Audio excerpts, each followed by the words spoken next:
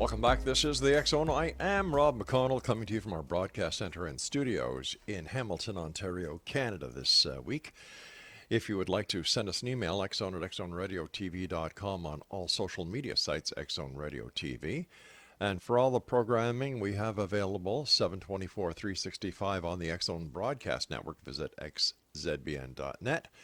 And on Simul Radio and Simul TV, www.simultv.com.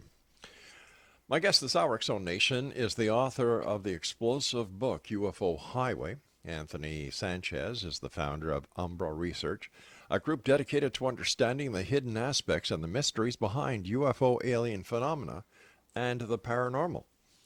Anthony and his team of investigators have visited such locations as Area 51, Dulce, New Mexico, China Lake, in addition to multiple reported UFO crash retrieval sites, most recently Yosemite, California, where he filmed for a broadcast network. He currently works to bring public awareness of underground facilities, alien-human hybrids, Greys, and UFOs. Now, during the day, Anthony owns and operates the world's #1 paranormal software company for Windows, Ghost Hunter Apps.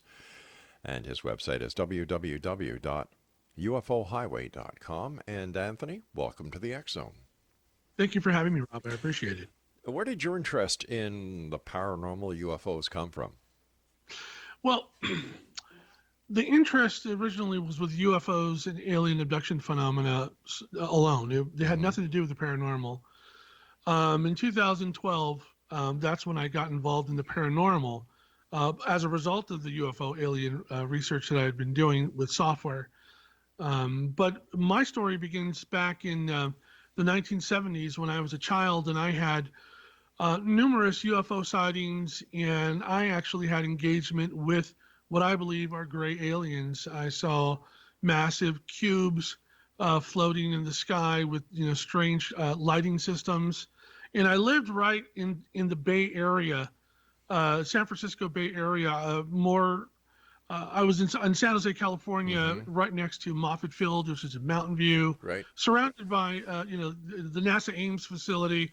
So I wasn't the only one seeing weird things, but I was one of a few having or experiencing, strange events throughout my childhood, which ended up placing me in therapy because nobody believed me.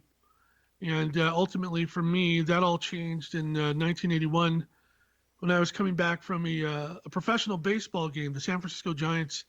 I was with my dad, my uncle, and my younger brother, and we were driving by Hangar 1 at Moffett Field. And this was about 1 o'clock in the morning. And we saw a massive saucer-shaped UFO hovering outside the doors of Hangar 1. And you could see the lights were on inside of Hangar 1, and you could see the silhouettes. Keep in mind, Hangar 1 is massive. It's one of the biggest hangars in the world. When conditions are right on the outside, it has its own atmosphere on the inside, and it could rain. It has actually formed precipitation on the inside. That's how big this thing is. On that night, we could see the silhouettes, trucks, people running. Something was going on, and that was the night that changed my life because my dad realized that I wasn't lying. I had seen these sort of things, and I don't know if I was targeted or for what reason, but years of therapy culminating to an event with my own father and an uncle, and they saw what I saw, and that was very interesting. My life changed at that point. Later on in 1989, I was 19 years old. I was old enough to start driving, go out on my own, and take an interest in what it was that was affecting me throughout my childhood. What were the things that I was seeing? And I started looking up individuals who could provide me with answers. And just lo and behold, at that time, this is when all the Area 51 information was making it out into the mainstream. And I had become familiar with the work of Norio Hayakawa, who was putting together some of the earliest conferences there in Rachel, Nevada, which is right on the other side of the mountain range of the supposed S4 facility, which I do actually believe exists. I do believe the Bob Lazar story. And I've done a lot of research as a result of my experience, my personal experiences, and it's led me into this dark world of the military-industrial complex. I'm a software engineer by trade. I spent many years working for Intel Corporation, Hewlett Packard, NEC. I even worked at Netscape when they used to exist, Wow. all in a software capacity.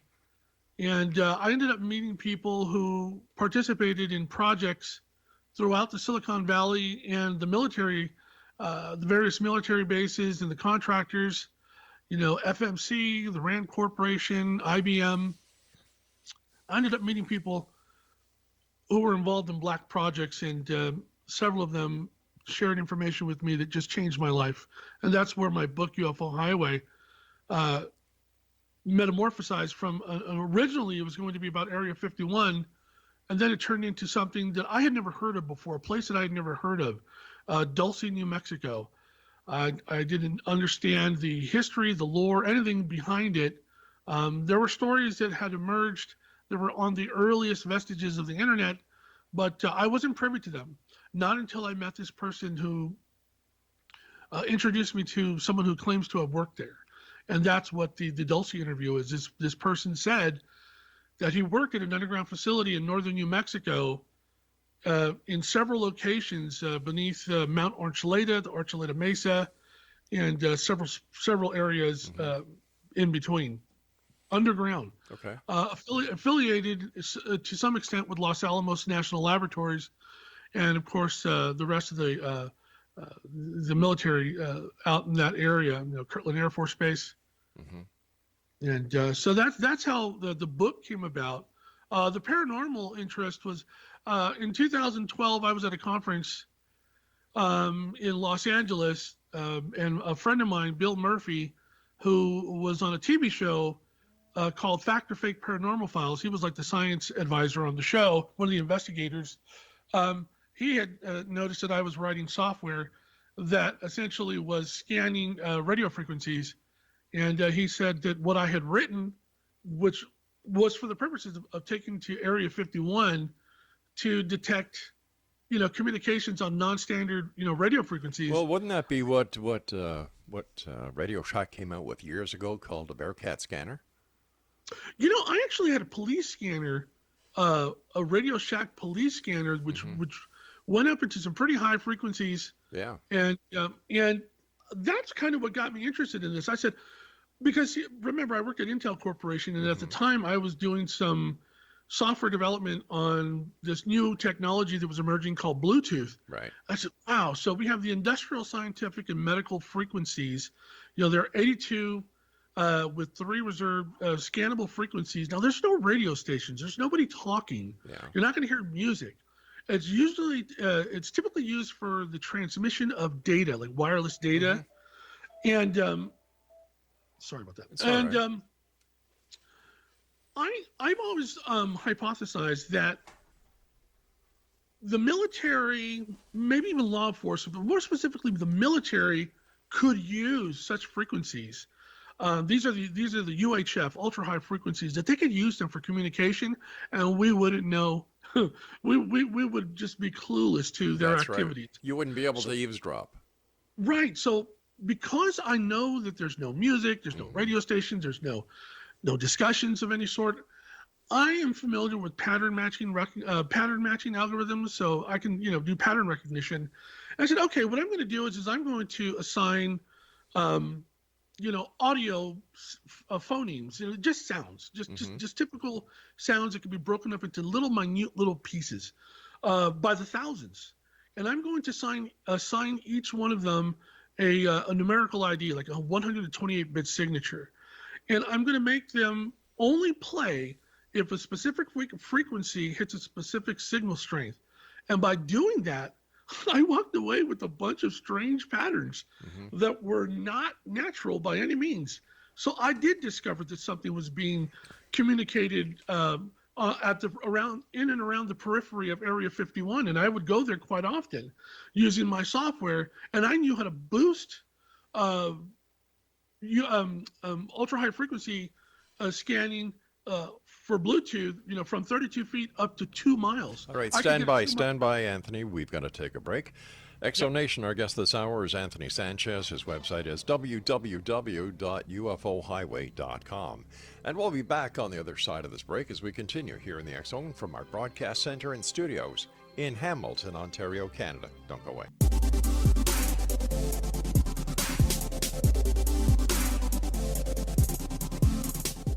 Welcome back, everyone. Anthony Sanchez is our special guest this hour. His website is ufohighway.com. Now, Anthony, before we went to the commercial break, we were talking about how you were able to, using your software, boost a Bluetooth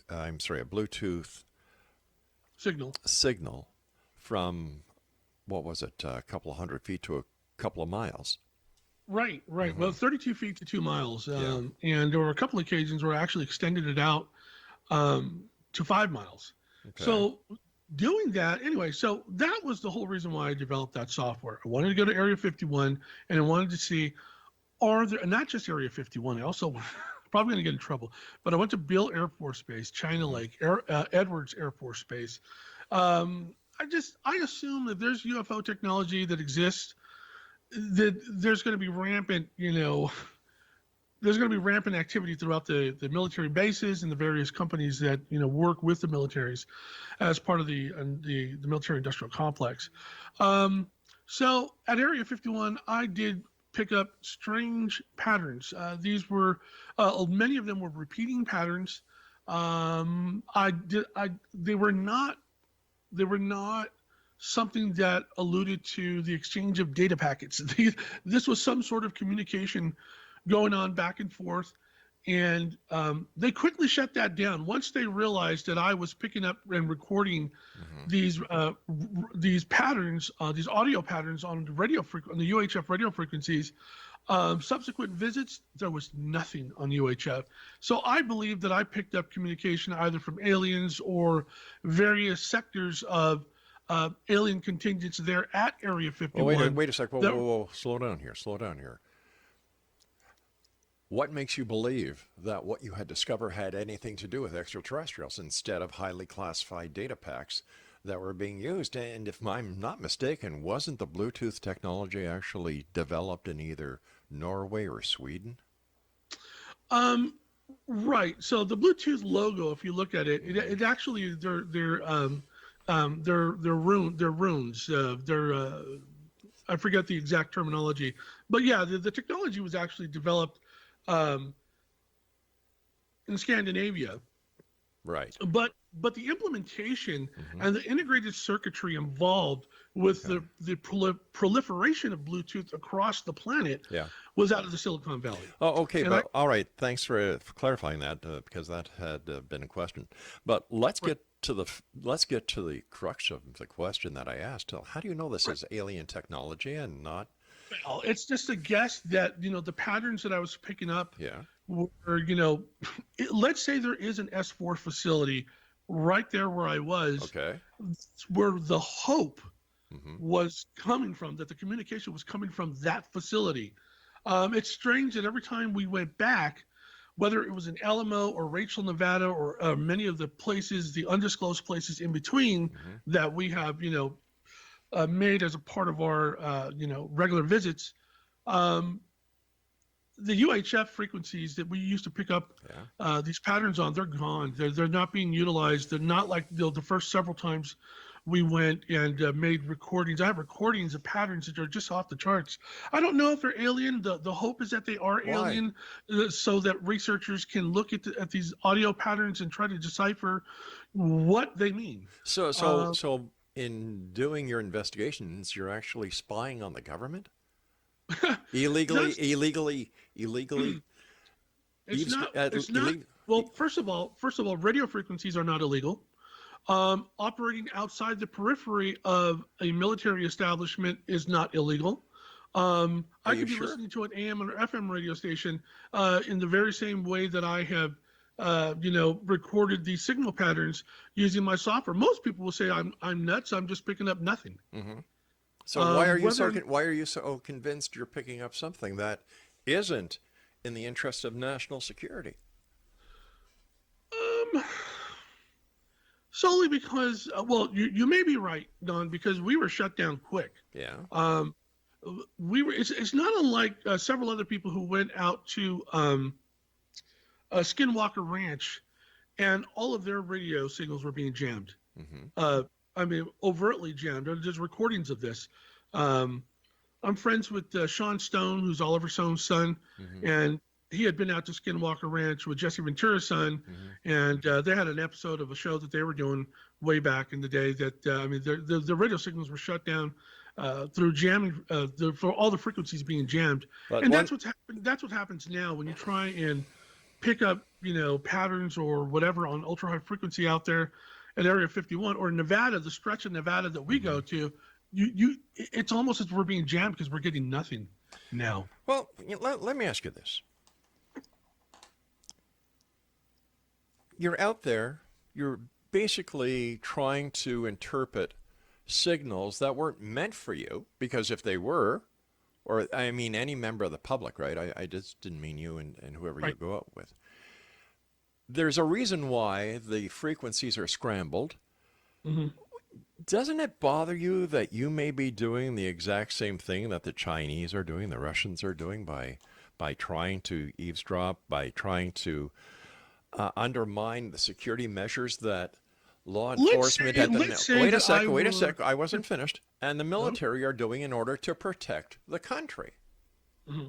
Doesn't that bother you? It does. First of all, you have to understand something. I'm very patriotic. Okay. Many years ago, I spoke about the Chinese, Mm-hmm.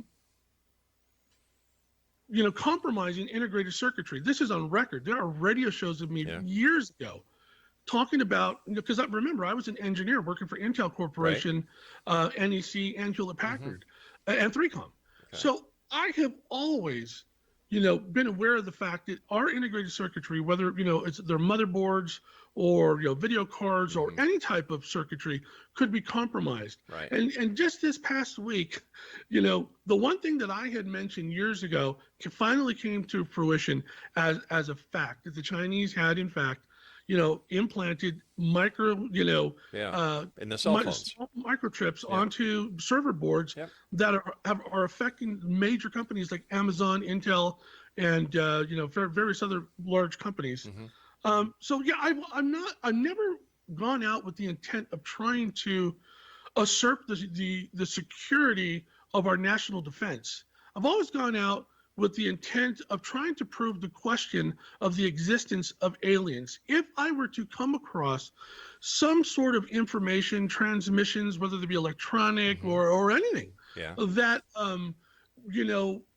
had to do with the national defense of all of North America, right? I would immediately go to the military, the FBI, and let them know what I have found. I would never try to suppress information or make a discovery that would harm national defense But how do you know the techniques and the methods that you are using, which apparently have been discovered by the people who are using the transmissions? Because apparently you were saying that you pick up nothing these days in certain areas where the chatter was quite frequent. But all right, so let me just what's your main purpose? Right. So my main purpose of developing these software technologies in the very beginning, was for the purpose of just that, picking up chatter where none was expected. Okay. Trying to prove the existence of facilities like S4 or the Dulce underground facility. That was the purpose. But why? That was the sole purpose. Why did that need to be proved? Who cares? A lot of people care. Thousands of people care. But a lot of people who've been abducted, part of my lab programs. Hold on here. Military abduction scenarios. Those people care. Now, you know for a fact that people have been abducted by the military? Without a doubt. As some of the research that I've done there in Dulce alone has presented factual data that the military were conducting a lot of the cattle mutilations that were taking place there. And I got that directly from law enforcement and landowners of the the ranches in question where this had occurred. A friend of mine, Edmund Gomez, whose family owned a ranch there in Dulce, New Mexico for well over 100 years. They were part of the cattle industry, and they had to abandon their ranch, the business, and move into the grocery business, because they were just losing too many heads of cattle, and they were finding cattle with phosphorus materials. They had sightings of military helicopters, personnel from the military doing things there. In 2016, I attended a conference. I was invited to speak at the Dulce UFO Underground Base Conference, right there in Dulce, New Mexico. And I met up with Linda Moulton Howe, and she and I had a conversation that went well into 2 o'clock in the morning, into early morning, on that subject matter alone. And we, it's quite clear, and this is factual evidence. I'm not just playing a guessing game here. I actually spoke with law enforcement, and I've seen physical evidence, photographs of. Wait a sec. You said you've seen physical evidence. Did you see physical evidence, or did you see photographs? Oh, well, photographic evidence. That you didn't take it. Okay. All right. Yeah, thank you for correcting me. All right, stand by. We've got to take our news break at the bottom of the hour. And Exonation Anthony Sanchez is our guest. His website is www.ufohighway.com. And we'll be back on the other side of this news break as we continue here in the X Zone from our broadcast center and studios in Hamilton, Ontario, Canada. And you're listening to us around the world on the Mutual Broadcast Network, Talkstar Radio Network, X Zone Broadcast Network, iHeartRadio, Simul Radio, and Simul TV. We'll be back on the other side of this break. Don't go away.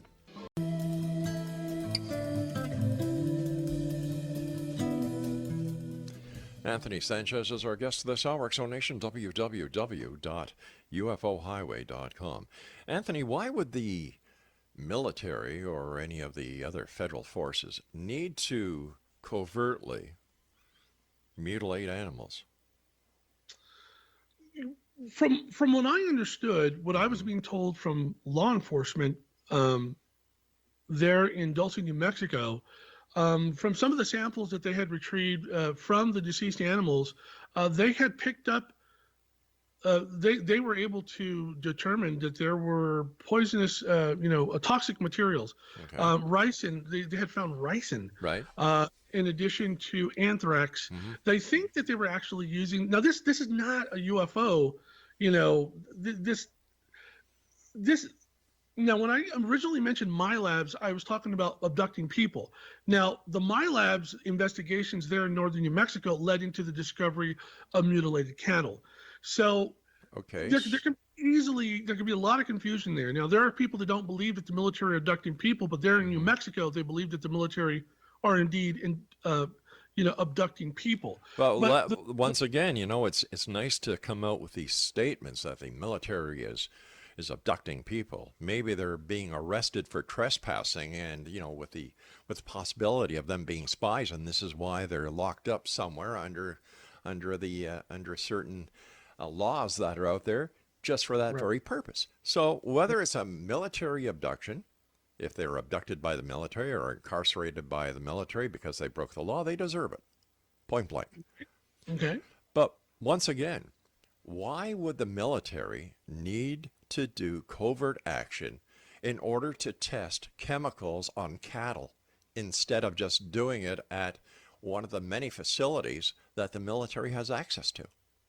I don't know. I've never been able to ascertain an explanation for that specific, inquiry. I don't know. That's a question that I've always asked too. It's like they have these underground facilities. Why aren't they not, conducting these tests at these underground facilities? Yeah, and to have underground facilities makes total sense. Like, it would take a moron not to figure out, well, wait a minute, satellite technology, they have everything on the ground, then the satellites can see it, so you move it underground. That makes perfect sense. So where does the abduction of humans by military and the so-called alien connection with underground bases, how does this all happen? What's the sequence of events that brings people to this conclusion? Well, first of all, there's a group of people who claim to have been abducted by the military. These are survivors of my labs, military abductions. I'm not a part of that community. Okay. I know people from within that community through my research. Right. But there is a large community of people that are out there that claim that this is, there are programs within the government that abduct people for the purpose of experimentation, superhuman, super soldiers, the development of super soldiers, things like that. That's not my area of expertise. Okay, what is your area? What is your area of expertise? Let's get to that. Deep underground military bases, the investigation of deep underground military bases, and engagement with gray aliens, people who claim to have been abducted, like myself, or have had experiences with aliens. Just so you don't think that I'm crazy and I'm not doing my due diligence with regards to understanding this whole phenomena, or have never had information that is of any importance. So let me give you a little bit of history, just real quick, briefly. I was on Jerry Pippin's radio show. This was back in 2011. And I had shared with him, and then I was on Mel Fabregas' radio show just a few weeks later. And with the two of them, I shared information that had been provided to me from one of my sources, who was out of Lockheed Martin Company, who was telling me about this massive underground facility in China that nobody had known about. It emanated from the Chengdu district, extended all the way to the southern waters. And it was this massive facility, and he said that people were going to assume that it was part of the military, but it wasn't. That it was more of like these advanced living facilities, magnetically grounded, magnetically shielded, and electronically grounded.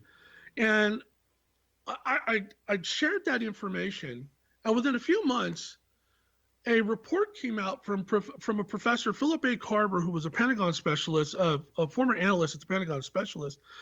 He had conducted a 2-year study with some of his students who, I forget the university, but they had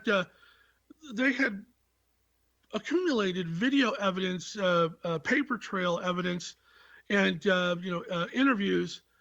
They had proven that there were 3,000 miles of underground facilities in use by the military in China. Well, my source told me that it was more closer to 3,500 miles, and just a small fraction of it had to do with the military. The majority of it were underground, professional and personal, state-of-the-art, living quarters, living facilities, to live in and operate in. Within a week of that report coming out from Philip A. Carver, a congressional hearing was prompted because of that, and they did a whole series of Senate committees and congressional committees delving into that, and they were wrong in many aspects of the report. If we're going to fall in line with the information that I was provided through my source, and it kind of makes sense, why would a country with vast financial resources construct some sort of, underground living facility? It's funny that at the same time, it's very simple. Once again, it's a very simple thing, because anything underground cannot be observed by satellite technology. That makes total sense. Like, this is no big secret. The Canadian government has Carp, Ontario, where they do the same thing. We know about certain areas in the United States where there's underground facilities. Here in the United States, we have Subtropolis, which is a 1 million square foot, underground facility. But once again, how do we connect the extraterrestrials, the UFOs, and where does this information come from? How credible is it? Like, in today's society, information, is fluid. There is so much disinformation out there, especially on the internet, because in my opinion, the internet is the largest septic tank that mankind has ever created, because there's more crap on it and in it than any other source of misinformation in the world. Right. It's a very powerful tool, while at the same time being a very deceptive tool. Right. I've always believed that. So yeah, trusting the information, then the information source is something of, so something that's really critical, to trying to establish, the truth. And you And were talking about the two radio shows where this China underground facility was talked about, and then how, in time, there was a Senate hearing on it, and that is nothing unusual in this industry. We get at least 10 requests a year from different government agencies to supply them with the unedited versions of our shows. We wow, do that. We do that. We've got nothing to hide. right, And but when it comes to, because there are people who listening who think and believe in their heart of hearts that somebody is doing something or has information that the government should know about because it may affect national security. And as their patriotic duty, they report it. And then the wheels are started. And yes, it gets to a senator, it's talked about, it goes to the Pentagon, it's talked about, and so on and so forth until there's a congressional hearing. right. You know, One thing I'd like to point out yeah. is that in the UFO research community, Mm-hmm.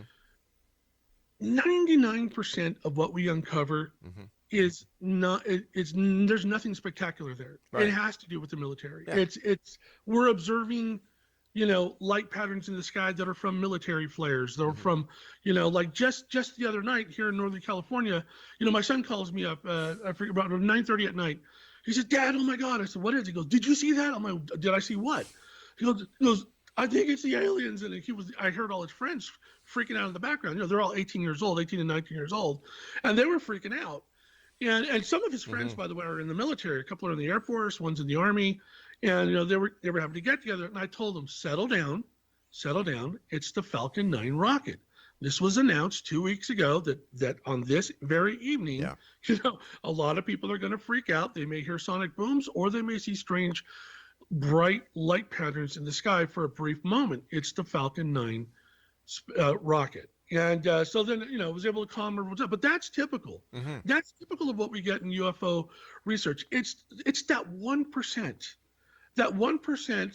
that comes from, dark corners of the information circles.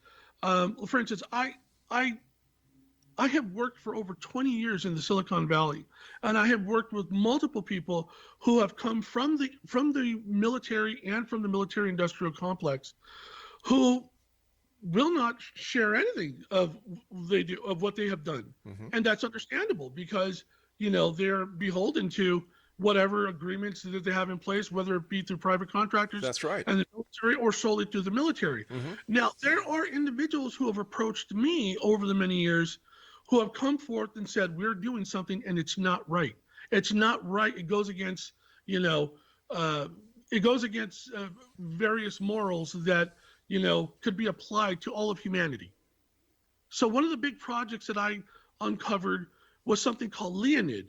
And at first I was like, well, this is something that was shared with me, and I thought it was a Russian project or something, Mm-hmm. because, the name Leonid. Sure. And then I was told it's not a name, it's an acronym. It stands for Low Earth Orbit Nanosatellite Interceptor Defense.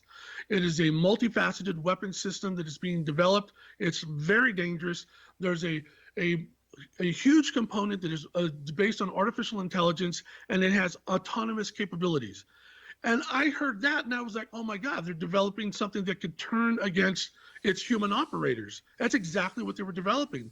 Now, I got approached by the Air Force Office of Special All Investigations. right, hold on. We're going to have to take our final break, so please stand by. Exo Nation, our guest this hour is Anthony Sanchez, and we'll be back on the other side of this break as we wrap up this hour here in the X Zone from our broadcast center and studios in Hamilton, Ontario, Canada.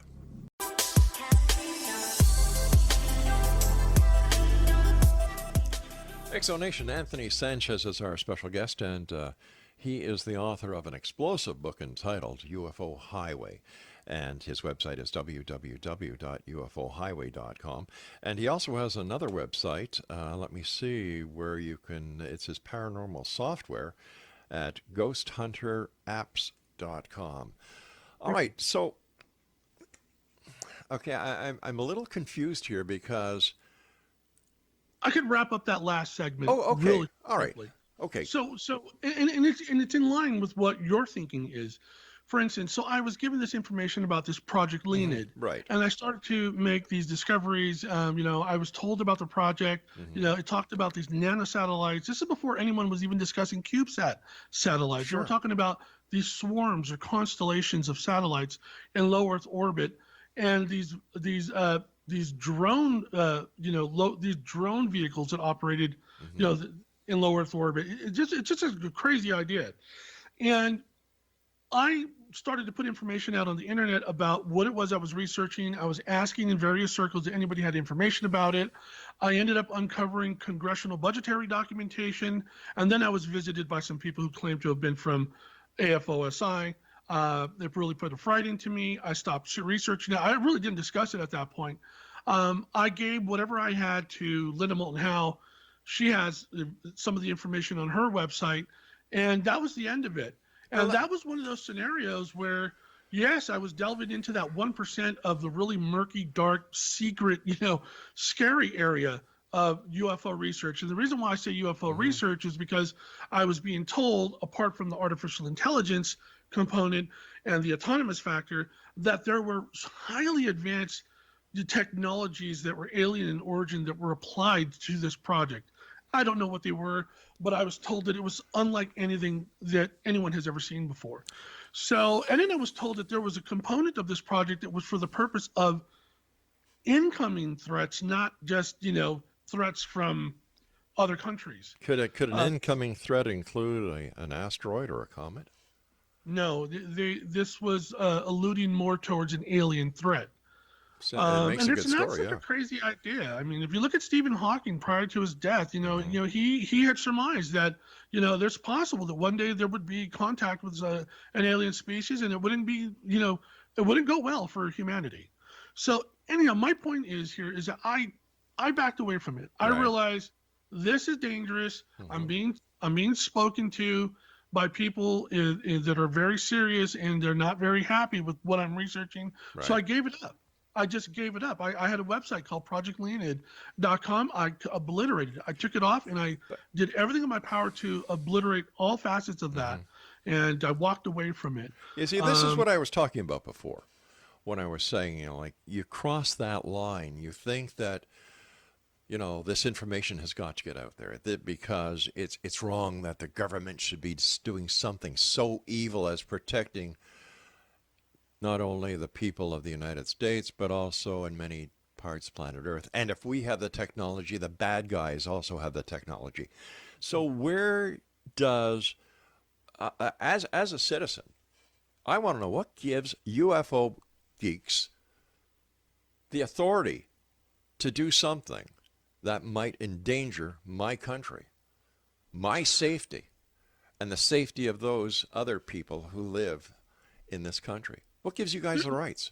There's no authority. There's no authority, by any governing body given to any UFO researcher. But what gives you guys the rights to do this? Like, take up a hobby, take up knitting, take up stargazing. Why go after secrets that are none of your business? Why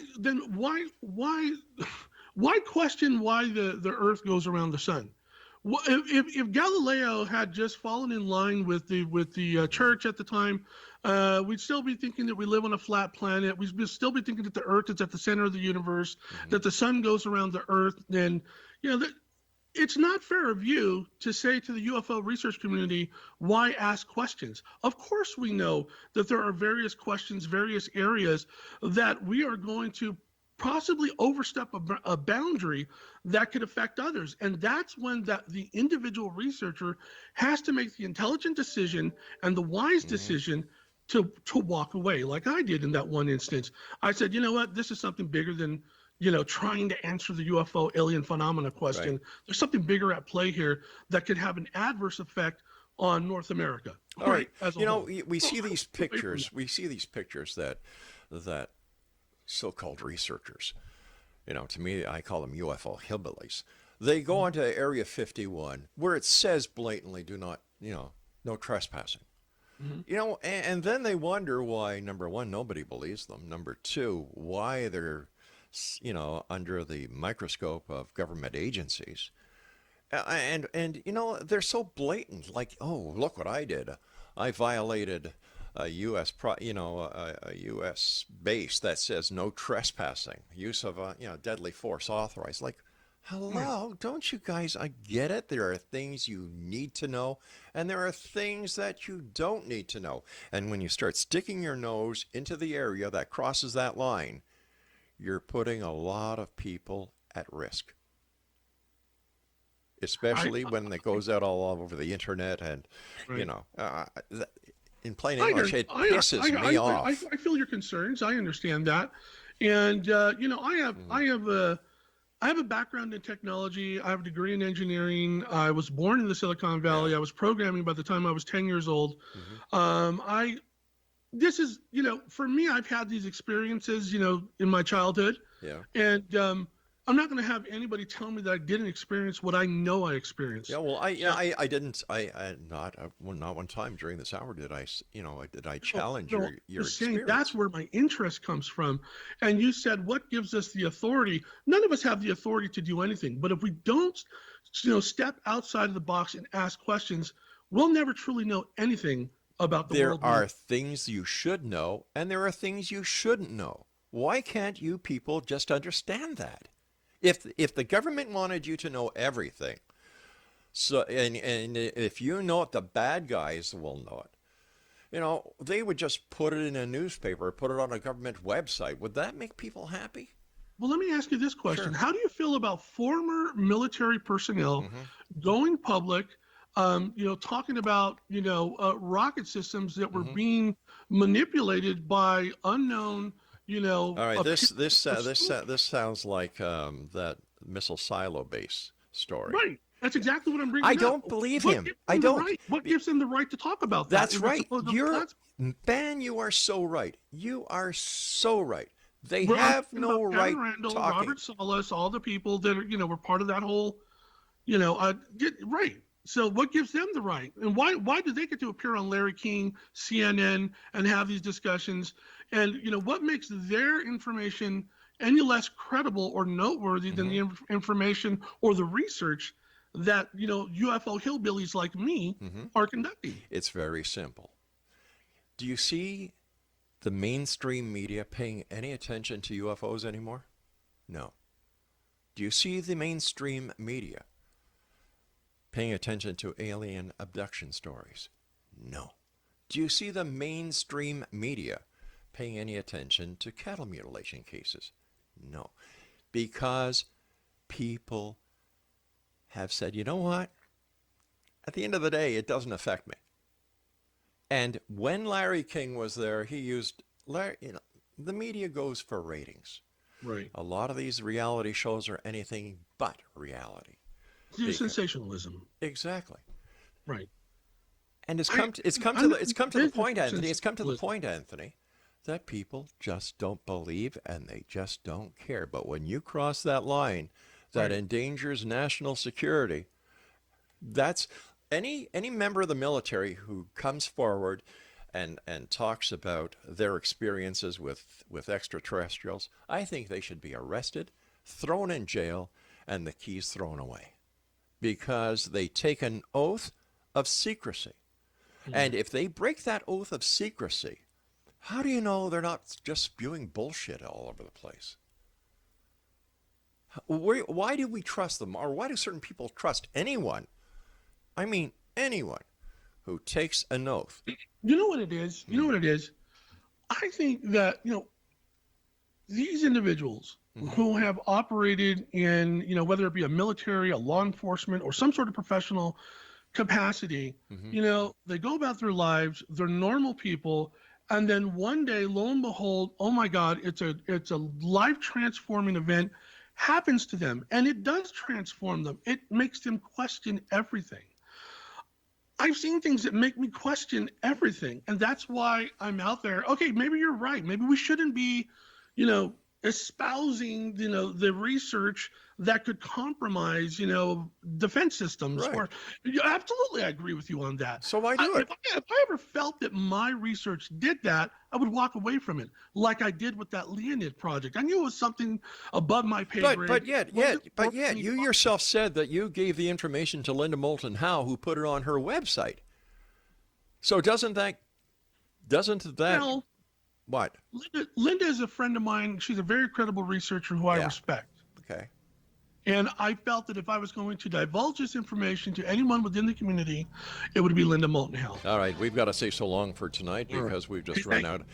Exo Nation, our guest this hour has been Anthony Sanchez, and makes no sense to me why these UFO hillbillies want to destroy, infiltrate, and spread the news of something that may have national security implications.